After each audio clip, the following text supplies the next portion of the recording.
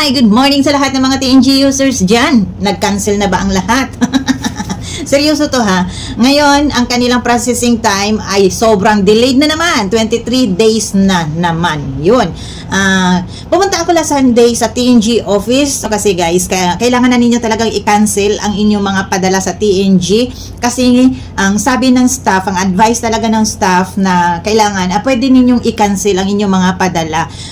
Yun nga po, tinanong po ang staff doon kung bakit, ano ba talaga ang nangyari sa TNG. Kasi pinuntahan ko talaga. Ayoko kasi yung mag-email lang ako tapos i-cancel ko ang aking padala kasi baka magkamali, ang hirap na naman, maraming mga hinihingi. So para makasure na maibalik sa akin ang aking pera, ay pumunta talaga ako last Sunday. Inagahan ko talaga dahil alam ko kapag ganyan nagka-problema ang TNG ay mahaba talaga ang pila. At marami talagang pipila doon. Nako, ang hirap. Kaya kapag kayo ay pupunta sa TNG office, kailangan ninyong agahan. Magbubukas sila ng 9:30. Sunday yon, 9:30 siya magbukas. So, dumating ako doon alas 8 pa lang.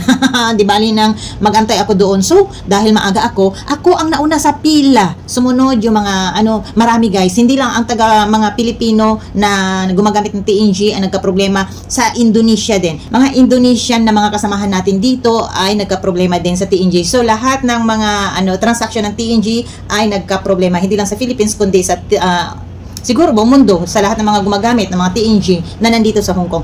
So, balik tayo guys. Pinuntahan ko talaga ang TNG kasi ika-cancel ko na talaga. Ang pag-cancel pala guys ay napakabilis lang. 2 or 3 oras lang ang inyong pag-aantay para maibalik sa TNG sa inyong account ang inyong pera. Pwede nyo naman, pag maibalik sa TNG ang inyong pera, pwede nyo naman i-cash out yan sa 7-Eleven. Basta yung QR code lang, i-cash out ninyo. Kung gusto talaga ninyo, kung may Alipay kayo guys, i-transfer na lang ninyo sa Alipay para mabilis. Tapos ipadala ninyo. Kasi after 3 hours na inyong pag-aantay, kapag na-i-process ng staff ang inyong remittance, ay maibalik talaga kaagad sa inyong TNG account. So, wag po kayo mag-worried kasi ang TNG po ay nagka-problema talaga ngayon. So, tinanong ko kung bakit, ano ba nangyari talaga sa TNG. Sabi ng staff, hindi naman siya, hindi naman, wag tayong mag-worried na mag-close ang TNG kasi okay pa naman. Nagka-problema lang talaga sa processing. At sa sobrang dami po na gumagamit ng TNG ngayon, nagkasabay-sabay na lahat, Indonesia, Philippines, etc., kung anong country ba, ay kulang daw sila ng partner. Siguro, kumbaga sa mag-isa lang ang TNG, kailangan nila ng sister company na mag-process ng ating mga remittance. Sa TNG, pwede ka kasi makapadala sa Palawan, Cebuana, GCash, o ano pa yung mga iba dyan, Western Union. Marami po kasing hawak ang TNG. So, dahil sa sobrang dami natin na nagpadala, na gumagamit ng TNG, kailangan na nila ng branch ata. Hindi siya branch kasi naman yun. Yung parang partner, ang pinaka-word kasi na ginamit ng staff ay kulang sila kahit isang partner lang kasi ang nagpa-process lang talaga sa atin ay ang TNG mismo.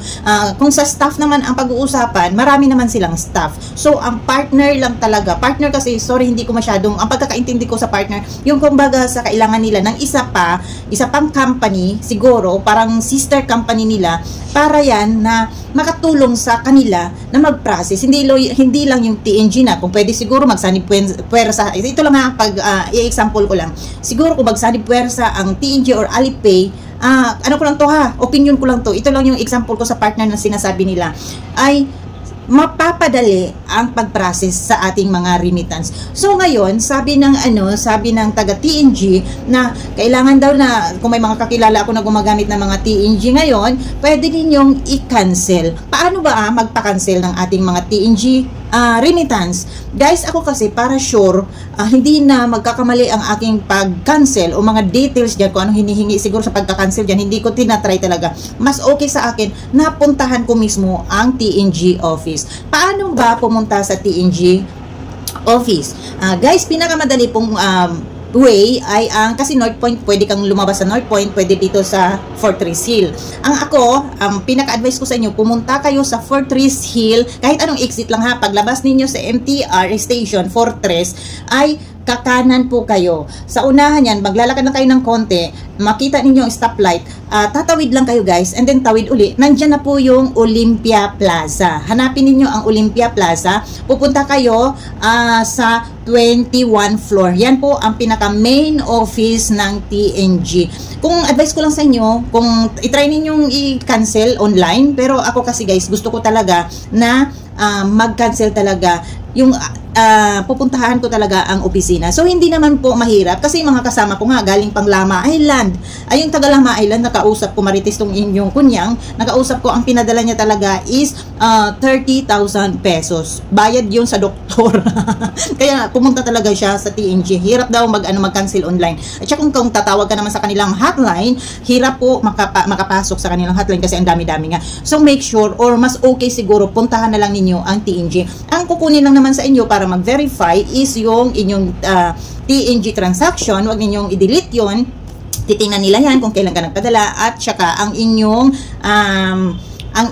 Hong Kong ID. Yun lang po ang hanapin, and then kukunin nila yung Hong Kong ID mo at saka yung details sa inyong padala sa TNG, and then pagkatapos nun, wala na, uwi na tayo, antayin na lang natin ng 3 oras para tayo ay makita na natin, maibalik na. So, nung tiningnan ko ang aking padala, nandyan na, yung padala ko September 11, nandyan yung submitted. Nung nakita ko na, ay naging ano na siya, rejected na, ibig sabihin na i-process na yon, na-reject na yung padala ko sa aking sa Pilipinas, and then may mga points yun na refund. At guys, hindi ko kasi tiningnan yung maintaining balance ko ha. Ang sabi kasi ng ng staff, tinanong ko kung may bayad ba mag-refund. Wala naman daw. Kung magkano yung binayad natin, magkano yung pinadala natin, yun talaga ang babalik sa ating TNG. So, naging 800 na yung aking maintaining balance. So, ibig sabihin na ibigay lahat-lahat ang aking padala. Wala silang kinuha or wala silang refund pay o refund fee, yun yung wala pong deduction, kaya buo po natin na makukuha ang ating pera. Yun po ang sinabi lang sa akin kasi hindi ko naman tiningnan ang aking padala. So guys, sana hindi na kayo mag-worry ha, wag po kayo mag-alala, puntahan nyo na lang or i-cancel ninyo kung gusto ninyo online, pero for me, gusto ko talaga, or mas okay yung puntahan na lang ninyo sa opisina para kung may mga tanong-tanong kayo, masagot naman yan ng mga taga-staff talaga. At beware talaga guys, may nag-ano kasi sa akin, pagkatapos kong mag-post sa aking Facebook about sa TNG, may nag-message sa akin WhatsApp, Indonesian number. Pinakita ko yan ha, beware sa mga scammer ngayon, ang daming naglilipa na. Pinakita ko yan sa staff ng agency, hindi po sila nanghihingi ng mga details natin, na nami-message sa atin. Hindi sila nanghihingi, scam po yan. Huwag kayong magbigay ng mga detalye ninyo para ma-process ang inyong mga padala. Huwag na huwag po guys kayong maniwala dahil ang taga TNG hindi po nagme-message sa atin. Nagre-reply lang sila sa ating message or sa ating email. Kaya beware po na ma-scam tayo. Ang daming scammer ngayon. Ang number talaga ng nag-message sa akin, taga Indonesia. Sabi ko, bakit ka nag-Indonesia number kung staff ka ng TNG? Wala pong ganon. Pinakita ko yung number, walang ganon. Kaya beware talaga sa mga scammer. Bye!